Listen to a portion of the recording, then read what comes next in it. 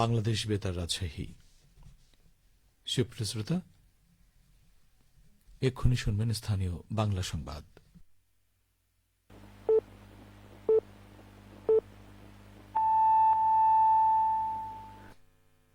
আসসালামু আলাইকুম। সন্ধে ৭টা, বাংলাদেশ বেতার রাজশাহী।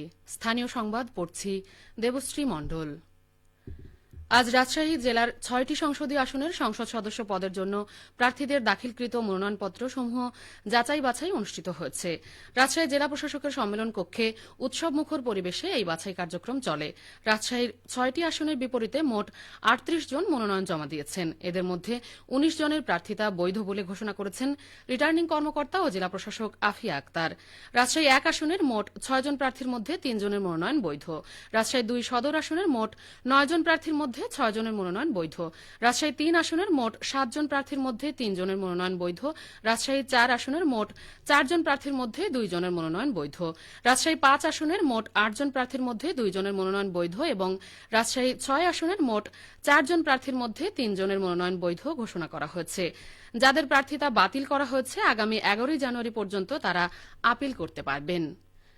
ত্রয়োদশ জাতীয় সংসদ নির্বাচনের জন্য বগুড়া ৬ সদর আসনে বিএনপির ভারপ্রাপ্ত চেয়ারম্যান তারেক রহমানের মনোনয়ন বৈধ ঘোষণা করা হয়েছে। এখানে ৩ প্রার্থীর মনোনয়নপত্র বাতিল করা হয়েছে। আজ সকালে মনোনয়নপত্র যাচাই বাছাই শেষে বৈধ ও অবৈধ মনোনয়ন ঘোষণা করেন জেলা প্রশাসক ও রিটার্নিং কর্মকর্তা মোহাম্মদ তৌফিকুর রহমান। এই আসনে বিএনপির ভারপ্রাপ্ত চেয়ারম্যান তারেক রহমান সহ মোট ৫ জন প্রার্থী মনোনয়ন দাখিল করেন।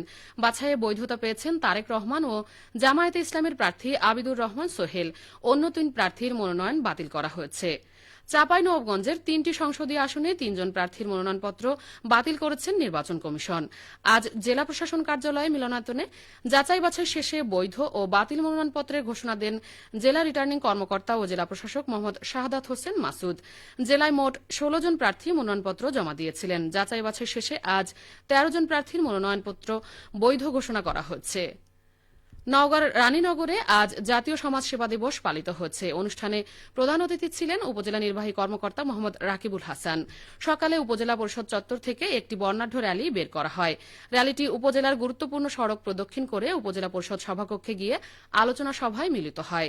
এ সময় বক্তব্য রাখেন উপজেলা সহকারী কমিশনার ভূমি নাবিলা ইয়াসমিন, উপজেলা সমাজসেবা কর্মকর্তা মাহবুবুল আলম কচি। এছাড়া নওগাঁর পত্নীতলায় জাতীয় সমাজসেবা দিবস উপলক্ষে কাশীপুর তরুণ বেতার শ্রোতা সংঘের উদ্যোগে অসহায় ২ নারীকে ২টি ছাগল প্রদান করা হচ্ছে। আজ দুপুরে বিতরণ অনুষ্ঠানে প্রধান অতিথি ছিলেন শ্রোতা সংঘের সাধারণ সম্পাদক মোহাম্মদ ফরহাদ হোসেন। নাটোর জেলায় ৬৬,৮৮৮ জন ব্যক্তিকে মাসিক ৬৫০ টাকা হারে বয়স্ক ভাতা প্রদান করা হচ্ছে। অনলাইন ব্যাংকিং এর মাধ্যমে এসব উপকারভোগী ব্যক্তিরা বাড়িতে বসেই বয়স্ক ভাতার আর্থিক সুবিধা পাচ্ছেন। সরকার এই খাতে প্রতি মাসে ৪,৩৪,৭৭,২০০ টাকা এবং প্রতি বছরে ৫২,১৭,২৬,৪০০ টাকা ব্যয় করছেন। সমাজসেবা অধিদপ্তর নাটোর জেলা কার্যালয়ের উপপরিচালক মোহাম্মদ মুস্তাফিজুর রহমান জানান, সর্বনিম্ন ৬৫ বছর বয়সী পুরুষ এবং ৬২ বছর বয়সী নারীর সামাজিক নিরাপত্তা বিধান এবং পরিবার ও সমাজে মর্যাদা বৃদ্ধির লক্ষ্যে ১৯৯৭-৯৮ অর্থ বছরে বয়স্ক ভাতা প্রবর্তন করা হয়। শুরুতে মাসিক ৩০০ টাকা হারে ভাতা প্রদান করা হলেও বর্তমানে মাসিক ৬৫০ টাকা হারে ভাতা প্রদান করা হচ্ছে। নওগাঁর পত্নীতলায় নজিপুর সরকারি কলেজ কেন্দ্রে বিজ্ঞান ও প্রযুক্তির উন্নয়নে ১৫তম বিভাগীয় বিজ্ঞান অলিম্পিয়াড অনুষ্ঠিত হয়েছে। বাংলাদেশ বিজ্ঞান একাডেমি আয়োজিত অনুষ্ঠানে প্রধান আলোচক ছিলেন বাংলাদেশ বিজ্ঞান একাডেমির প্রতিনিধি ও রাজশাহী বিশ্ববিদ্যালয়ের প্রফেসর ড মোহাম্মদ খালেদ হোসাইন। অনুষ্ঠানে বক্তাগণ তরুণ প্রজন্মের মেধা বিকাশ, প্রযুক্তির প্রসার ও সৃষ্টিশীল সমাজ বিনির্মাণে বিজ্ঞান চর্চার উপর গুরুত্ব আরোপ করেন। এ সময় বিভাগীয় বিজ্ঞান অলিম্পিয়াডে অংশগ্রহণকারী ১৫ জন শিক্ষার্থীকে সনদ ও পুরস্কার প্রদান করা হয়। নজিপুর সরকারি কলেজের ভারপ্রাপ্ত অধ্যক্ষ প্রফেসর মোহাম্মদ বাদশাহ হোসেনের সভাপতিত্বে অনুষ্ঠানে উপজেলা নির্বাহী অফিসার মোহাম্মদ আলিমুজ্জামান মিলন বক্তব্য প্রদান করেন। সবশেষে আবহাওয়া। আজ রাজশাহীতে সর্বোচ্চ তাপমাত্রা ছিল ২১.৮ ডিগ্রি এবং সর্বনিম্ন ৯ ডিগ্রি সেলসিয়াস। সন্ধ্যে ৬টায় বাতাসে আপেক্ষিক আর্দ্রতার পরিমাণ ছিল ৮৯%। রাজশাহী ও পার্শ্ববর্তী এলাকায় আগামীকাল সূর্যোদয় ভোর ৬টা বেজে ৪৯ মিনিটে। সংবাদ শেষ হল। আমাদের পরবর্তী স্থানীয় সংবাদ প্রচারিত হবে আগামীকাল সকাল ৮টা ১০ মিনিটে।